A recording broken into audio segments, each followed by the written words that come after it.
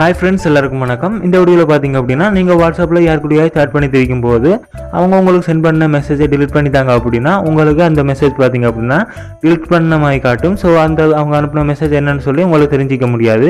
So இந்த video மூலமாக பார்த்தீங்க அப்படின்னா நீங்கள் அந்த மெசேஜ் என்னன்னு சொல்லி கண்டுபிடிச்சிக்கலாம். அது எப்படின்னு தான் இந்த வீடியோவில் நான் பார்க்க போகிறோம். ஸோ அதனால் வீடியோவை ஸ்கிப் பண்ணாமல் கடைசி வரைக்கும் ஃபுல்லாக பாருங்கள். அதோட நீங்கள் இன்னும் நம்மளுடைய சேனல் சப்ஸ்கிரைப் பண்ணல அப்படின்னா மறக்காமல் நம்மளுடைய சேனலை சப்ஸ்கிரைப் பண்ணி பெல் பட்டனை கிளிக் பண்ணி அதில் ஆல் நோட்டிஃபிகேஷன் வச்சுக்கோங்க.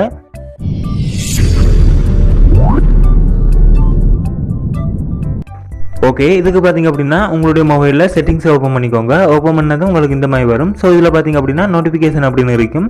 ஸோ அந்த ஆப்ஷனை கொடுத்துக்கோங்க. இதில் பார்த்தீங்க அப்படின்னா அட்வான்ஸ் செட்டிங்ஸ் அப்படின்னு இருக்கும், அதை கொடுத்துக்கோங்க. கொடுத்ததுன்னு பார்த்தீங்க அப்படின்னா உங்களுக்கு இந்த மாதிரி வரும். ஸோ இதில் பார்த்தீங்க அப்படின்னா நோட்டிஃபிகேஷன் ஹிஸ்ட்ரி அப்படின்னு ஒரு ஆப்ஷன் இருக்கும், அந்த ஆப்ஷனை கொடுத்துக்கோங்க. கொடுத்ததுன்னு பார்த்தீங்க அப்படின்னா உங்களுக்கு இந்த மாதிரி ஷோ ஆகும். ஸோ இதை ஆன் பண்ணி வச்சுக்கோங்க. ஆன் பண்ணி வச்சதுக்கப்புறமா பேக் வந்துக்கோங்க. இதுக்கப்புறமா பார்த்தீங்க அப்படின்னா உங்களுடைய வாட்ஸ்அப்பில் இனிமேல் யாராவது உங்களுக்கு மெசேஜ் சென்ட் பண்ணி அதை வந்து டிலீட் பண்ணிட்டாங்க அப்படின்னாலும் கூட நீங்கள் வந்து இந்த ஆப்ஷன் மூலமாக அதை வந்து பார்த்துக்கொள்ள முடியும். ஸோ அதுக்கு பார்த்தீங்க அப்படின்னா உங்களுடைய வாட்ஸ்அப்பில் இப்போ பார்த்தீங்க அப்படின்னா இந்த மாதிரி யாராவது மெசேஜ் சென்ட் பண்ணியிருப்பாங்க. சென்ட் பண்ண மெசேஜை பார்த்தீங்க அப்படின்னா இந்த மாதிரி நீங்கள் ஓப்பன் பண்ணி பார்க்கும்போது அவங்க நீங்கள் பார்க்குறதுக்கு முன்னாடியே அதை டிலீட் பண்ணிட்டாங்க அப்படின்னா உங்களுக்கு இதில் இந்த மெசேஜ் வந்து ஷோ ஆகாது. அது எப்படி ஷோ ஆகும் அப்படின்னா இந்த மாதிரி டிலீட் பண்ணிட்டாங்க அப்படின்ற மாதிரி ஷோ ஆகும்.